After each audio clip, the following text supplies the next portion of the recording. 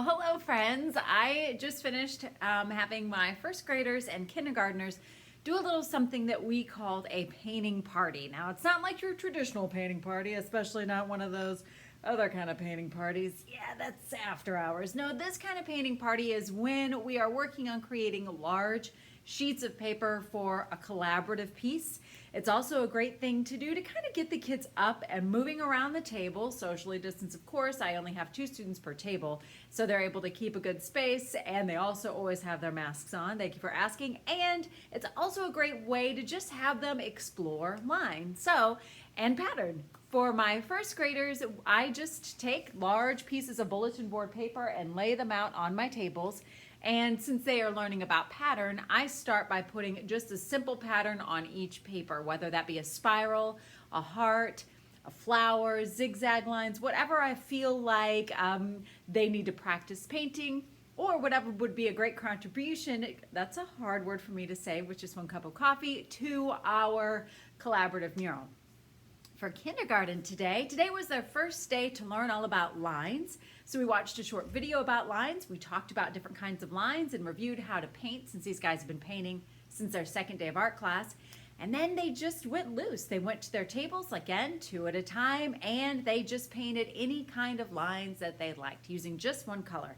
Easy setup, super engaged kids. It's the perfect thing in case you're like, what can I have the kids do today? Large pieces of paper, crank up the tunes, get out some paint brushes and 1 color of paint to keep things easy, and let them have at it. I heard more comments like, this is my favorite day of art, or I hope we have another painting party tomorrow, wink, wink, nudge, nudge, looking at me. So let me just give you a little bit of a tour, show you how to set up for your own painting party. So as you can see, each table has 1 large piece of bulletin board paper laid on it. I just kind of grabbed whatever color papers happened to be in the teacher workroom. It did help me with my kindergartners to have papers that coordinated with the color of their table. They already know the color of their table based on the color on the back of their chair, as well as the color and number on their table. But when there's a brand new piece of paper on the tables, for some reason things get really confusing real fast. So I just coordinated those colors for today. That way they could easily go to their spot. The only thing they had to get on their own was a paintbrush. And I used just 1 color of paint. So yesterday, my first graders, they just painted with blue paint. Today, kindergartners are just painting with white. These are just condiment cups that I put lids on at the end of art class. It also helps to have a little tray for them to go into, just in case we have a spill, which inevitably, when you call something a painting party, you're going to have. We've had 2 now. I feel like every time it needs to happen, I need to ring a bell, although maybe not. That would encourage them a bit. For again, this is kindergarten, so for these guys, they were just free to explore painting. Allow me to just interrupt my own self and share with you a video that I captured today of my kindergartners in action. So we had just watched a line video, talked a little bit about lines, reviewed how we hold our paintbrushes before diving into our tables and doing a little exploring. I'm making a house. Oh, I like your house line. That's a really cool line. Who painted the spiral? I did. Nice job. Look at this wavy line too. Looking good. Look at those. Would you like a bigger brush, Tucker? No. No, are you happy with that one? It's very small. You sure? Mine is a little bit tiny. Yeah, baby. More paint. Okie dokie, please. Big one. Wow, look at those lines. Nice, John Steven. Now, John Steven, you can walk around to this side now. Paint over here. Uh-oh, don't paint on me.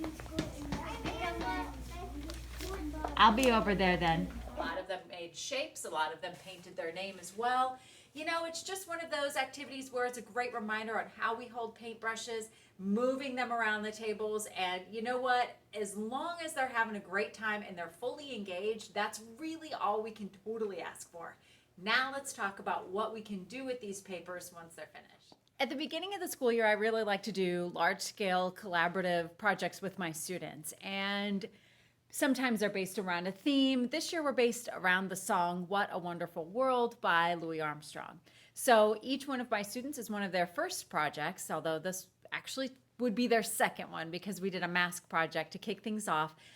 They are each creating something that will be added to the giant mural. These large papers will serve as great big ways for me to create a collage, so like a landscape or a background of some sort, and then each grade level is adding their own contribution to their What a Wonderful World mural. That is not easy to say. And these are all kind of lessons and projects that I will be sharing soon, hopefully, on my blog. And these were simple buildings that my fourth graders took 2 days, maybe 2.5, to draw with a bingo dauber and then fill in with tempera paint. My classes are 30 minutes in length, so we got to hustle to get things done. My third graders, their contribution currently are these flowers that they're painting with warm colors. We drew them with crayon first, and these guys are very meticulous, so they've been actually coming in during recess to finish these off. You gotta love that. And then my first graders, this is definitely a lesson you can find on my blog, finished up these three-dimensional flowers. Sorry, first graders did these. And then let's see who we have here. We have second graders who made faces or people that will be a part of the mural. So all of that to say,